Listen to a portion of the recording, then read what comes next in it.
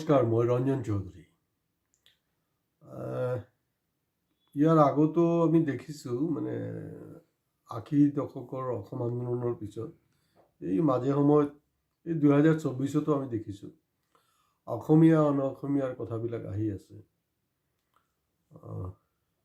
তো অসমীয়া অসমীয়াৰ এই কথা বতৰাবিলাকতো আছেই। এতিয়া মোৰ যেতিয়া প্ৰবন্ধ ওলাওঁতে মোক সোধে যে আপুনি অসমীয়া না অসমীয়া, এনেকৈ সোধে।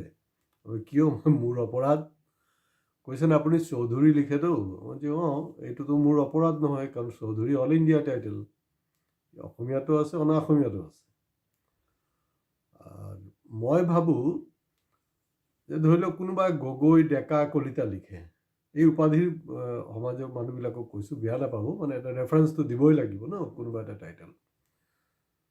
তো তেওঁলোকৰ বহুতৰ দেখা গৈছে যে অসমীয়া ভাষা সংস্কৃতি বা অসম ৰাজ্যৰ প্ৰতি তেওঁলোকৰ ইমান এটা হেৰি নাই, মানে অৱদান নাই। আৰু কিছু অসমীয়া মানুহ আছে যিসকলৰ অৱশ্যে সংখ্যাটো কম হ'লেওতো অসমীয়া হয়তো তেওঁলোকৰ মানে অসমীয়া সাংস্কৃতিক জগত বা বিভিন্ন ক্ষেত্ৰতে তেওঁলোকৰ অৱদান আছে। তো গতিকে মই গগৈ, ডেকা, কলিতা লিখোঁ সেইটো জৰুৰী হয়, হালৈ লিখোঁ সেইটো জৰুৰী হয়, না অসমীয়া কিবা টাইটেল সেইটো জৰুৰী হয়? আৰু চবতকৈ ডাঙৰ কথাটো হয় মই চৌধুৰী, মোৰ অল ইণ্ডিয়া টাইটেল। আৰু মই সুধিছোঁ, এনেকৈ দুই একজনে মোক সুধিছিলোঁ যে মই সুধিছোঁ আপোনাৰ ফেমিলিত কোনোবা স্বাধীনতা সংগ্ৰামী আছে নেকি? কৈছে যে নাই। মই ক'লোঁ যে মোৰ দেউতা বিহাৰ বা বেংগলৰ স্বাধীনতা সংগ্ৰামী নহয়, অসমৰ স্বাধীনতা সংগ্ৰামী। নগাঁৱত চাহিবক মাৰিছিলে, তেখেত জেল খাইছিলে। তো ইয়াৰ মোৰ বেকগ্ৰাউণ্ড। তো মই ভাবোঁ যে অসমৰ স্বাধীনতা সংগ্ৰামত মোৰ দেউতা জড়িত আছিলে, অসমৰ কাৰণে যুঁজিছিলে। তেখেত অসমৰ দ্বিতীয় ৰিফাইনাৰী আন্দোলনৰ সময়তো যুঁজিছিলে, অগ্ৰণী ভূমিকা পালন কৰিছে পাৰিণ চৌধুৰীয়ে। গতিকে ইয়াত অসমীয়া অসমীয়া নহয়, কাৰ কিমানটো অৱদান আছে সেইটোৱে মেইন বিচাৰ্য বিষয় হ'ব লাগে। যি নহওক, মূল কথালৈ যোৱাৰ আগত আকৌ পুনৰবাৰ বিনম্ৰভাৱে আপোনালোকক অনুৰোধ কৰিছোঁ যে নিৰ্ভীক সাংবাদিকতাৰ কাৰণে, কাৰণ আপোনালোকে পইচা খৰচ কৰি মিছামিছি টিভিত চেনেলত কিয় আপোনালোকে এইসব চৰকাৰী প্ৰপাগাণ্ডাবিলাক শুনিব দৰকাৰ নাই। নিৰ্ভীক সাংবাদিকতাৰ কাৰণে আপোনালোকৰ ছাবস্ক্ৰিপশ্যনটো আমাৰ কাৰণে বহুত মাইনে ৰাখে। আপোনালোকৰ এটা ছাবস্ক্ৰিপশ্যন আমাৰ কাৰণে বহুত জৰুৰী হয়। গতিকে অকল নিজে ছাবস্ক্ৰাইব কৰিলে নহ'ব, আনকো ক'ব যাতে আমাৰ সত্যবাদী জয়ন্তী চেনেলখন ছাবস্ক্ৰাইব কৰে।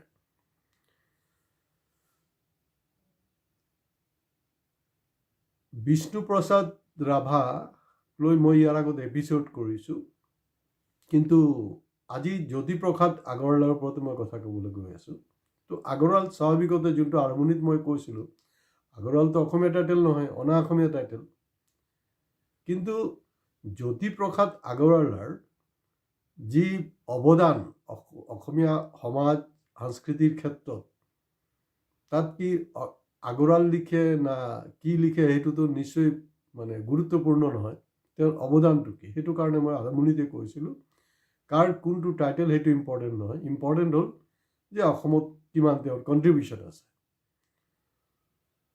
বিষ্ণু ৰাভাৰ নামটো এইটো কাৰণে ক'লোঁ যে একচুৱেলি যেনেকৈ ধৰি লওক তিনিচুকীয়াতে এটা অসমত বহুত কম ঠাইতে আছে যে বিষ্ণুজ্যোতি সাংস্কৃতিক কেন্দ্ৰ, এটা অনুষ্ঠান আছে দেই, ইয়াত বিভিন্ন ধৰণৰ প্ৰগ্ৰাম হৈ থাকে। তো তেনেকুৱা নামাকৰণত অসমত কেইটা আছে মোৰ অলপ সন্দেহ আছে।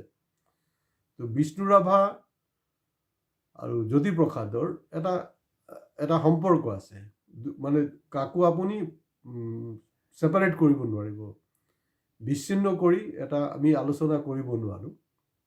যেনেকৈ কবিগুৰু ৰবীন্দ্ৰনাথ ঠাকুৰ, তেওঁ হিন্দু মানুহ হয়, বেংগলী হিন্দু, আৰু কবি নজৰুল বেংগলী মুছলমান। তো গতিকে এই প্ৰসংগটো আহিবই, যিটো কাৰণে কৈছিলে যে একই বিনতে দুটি ফুল, কবিগুৰু আৰু নজৰুল। ঠিক তেনেকৈ বিষ্ণুপ্ৰসাদ ৰাভা আৰু জ্যোতিপ্ৰসাদ ৰাভাও ৰিলেটেড।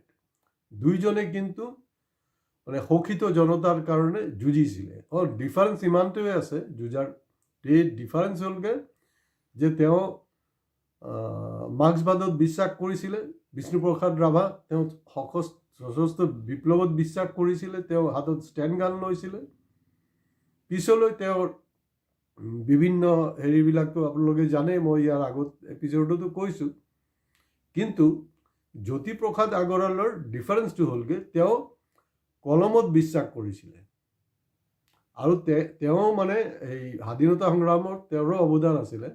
আৰু তেওঁ কংগ্ৰেছী বুলি কওঁতে তেওঁ কিন্তু গান্ধীবাদী কংগ্ৰেছী আছিলে, কাৰণ এতিয়াতো কংগ্ৰেছত বিভিন্ন গোট আছে ন, এনেকুৱা নহয়। তেওঁ মহাত্মা গান্ধীৰ যে নীতি আদৰ্শক এইটো সন্মান কৰিছিলে, সেইটো আছিলে। কিন্তু এইখিনিতে মই ক'ব বিচাৰিছোঁ যে দেশ স্বাধীন হোৱাৰ পিছত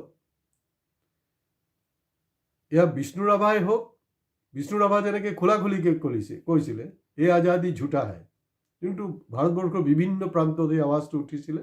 অসমত কিন্তু বিষ্ণু ৰাভাও কৈছিলে যে এই আজাদী ঝুটা হে।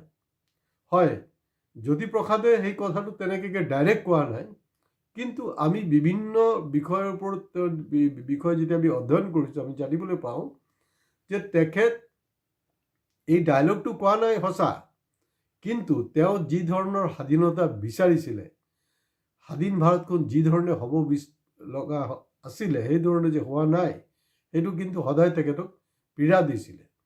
আৰু তেওঁৰ বিভিন্ন কথা বতৰা আৰু লিখনিৰ মাজত কিন্তু সেই বস্তুবিলাক প্ৰতিষ্ঠিত ইতিমধ্যে হৈছে।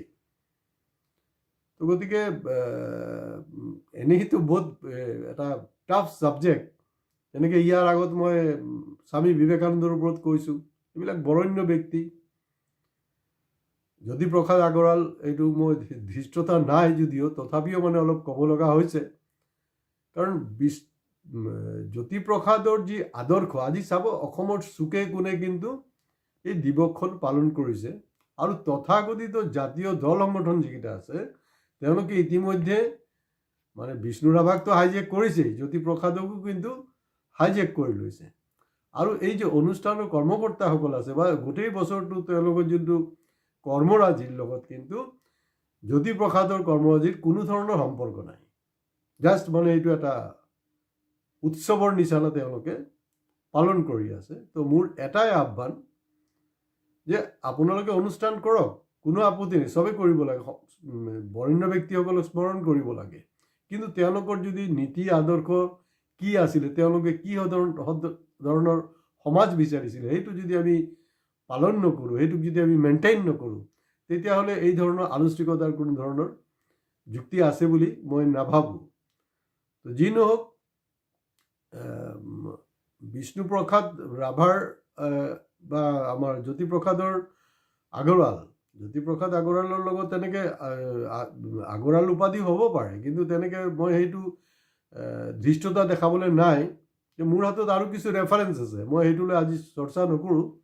কিন্তু অনা অসমীয়াৰো যে যথেষ্ট অৱদান আছে অসমত সমাজ জীৱনত, সেইটো লৈ মই ছেপাৰেটলি এটা এপিছড কৰিম। নহ'লে সেই গোটেই বস্তুটো অলপ ডাইলুট হৈ যাব যে ক'ৰ পৰা ক'ত ৰেফাৰেঞ্চ আছে। কিন্তু তেনেকৈ আপোনাৰ এই ভিডিঅ'টো বহুত দীঘলীয়া হৈ যাব। গতিকে আপোনালোকে কিন্তু আমাৰ ভিডিঅ'টো সেইখনলৈকে চাই থাকিব, খুব দীঘলীয়া নহয়। কিন্তু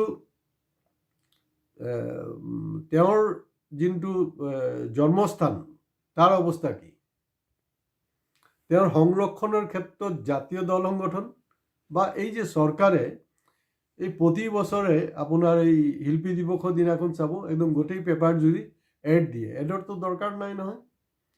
তেওঁৰ যোনটো সমাজ তেখেতে বিচাৰিছিলে সেই সমাজখন প্ৰতিষ্ঠা কৰাটোৱে আমাৰ নৈতিক দায়িত্ব। নহ'লে এই ধৰণৰ মানে লোক মানে হেৰি কৰোৱাটো মানে জাক জমকতাটোৰ কোনো যুক্তি নাই। আৰু তেওঁৰ যিবিলাক কিতাপ, তেওঁৰ যিবিলাক ৰচনা, খালি গীতটো মই শুনিছোঁ যে মাজে সময়ত বিভিন্ন স্কুলৰ হেৰিত বাজি থাকে বা কোনোবা এটা প্ৰগ্ৰামত কোনোবাই যৌথভাৱে কৰে, কোৰাছ কৰে।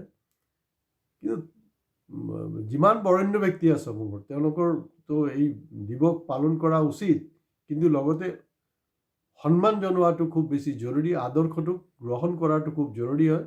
কিন্তু এইটো হোৱা নাই। তো যদি আত্মা বুলি কিবা এটা আছে, নিশ্চয় তেখেতৰ আত্মাই কষ্ট পাই আছে।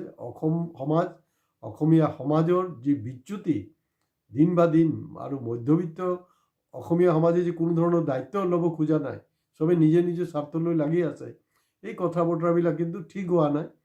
এনেকৈ কৰি থাকিলে কিন্তু এই ৰখাতলৈ যাব আৰু আমাৰ অসমীয়া সমাজখন। আৰু আমাৰ আৰু এটা ডাঙৰ ডিফেক্ট হ'লগৈ, আপুনি যেতিয়া বজাৰত যাব নহয়, এতিয়া আগৰৱাল বুলি কওঁতে আগৰৱাল জেনেৰেলি মাৰোৱাৰী মানুহ, বেপাৰী মানুহ। আজি ইয়াত গুৱাহাটী হওক, য'তে অসমৰ যিকোনো চহৰত যাব, আমাৰ অসমীয়া মানুহবিলাকৰ ভুলটো কি? তাত গৈ মই উগ্ৰ জাতীয়তাবাদত বিশ্বাস নকৰোঁ, মই জাতীয়তাবাদত বিশ্বাস কৰোঁ। কিন্তু তাত গৈ চাব হিন্দীত কথা পাতে, অনা অসমীয়া সেই ব্যৱসায়ীজনৰ লগত হিন্দীত কথা পাতে। তো মোৰ কথাটো হ'ল যে আপোনালোকে হিন্দীত কিয় কথা পাতে? অসমীয়াত কথা পাতিব লাগে। আৰু তেওঁ যদি ক'ব নোৱাৰে কোনো অসুবিধা নাই, তেওঁৰ লাহে লাহে প্ৰেক্টিছ হৈ যাব। আজি আপুনি কলিকতালৈ যাওকচোন, কলিকতাত গ'লে বেংগলী মানুহে যি ধৰণে মানে শুদ্ধ বাংলা কয়, তাতকৈও বহুত গুণ বঢ়িয়া কলিকতাৰ বৰবাজাৰ যোনটো আছে নহয়, মই মোৰ নিজৰ অভিজ্ঞতাৰ পৰা কৈ আছোঁ, তাত গৈ চাব যে তাৰ যিবিলাক মাৰোৱাৰী বেপাৰী মানুহ আছে, ইমান মানে শুদ্ধ, ইমান স্পষ্টকৈ বেংগলীত কথা পাতি আছে, আপুনি আচৰিত হৈ যাব।